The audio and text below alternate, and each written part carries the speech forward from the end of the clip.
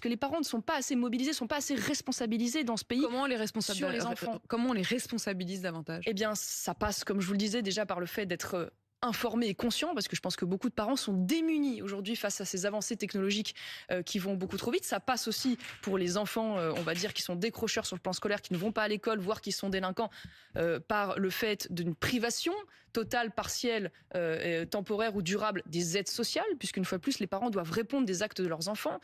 Et ça passe aussi, me semble-t-il, par le fait de leur imposer, puisqu'on en revient à l'école, lorsqu'on est face à des cas comme le cas du jeune meurtrier à Nogent, qui manifestement avait été identifié comme un jeune homme problématique, puisqu'il avait été expulsé 2 fois de l'établissement. Eh bien, j'y viens précisément. Pour des coups de violence. C'est l'archétype du pas de vague scolaire. On dit qu'on le dénonce, qu'il est fini, il est encore à l'œuvre. C'est-à-dire qu'on déplace le problème. Quand il y a un enfant perturbateur ou violent, on le met dans un autre établissement, en faisant d'ailleurs vivre l'enfer à l'établissement en question, au lieu d'apporter une réponse structurelle. Eh bien, c'est là où nous devons aller. Qu'est-ce qu'on en fait? Eh bien, il faut aller.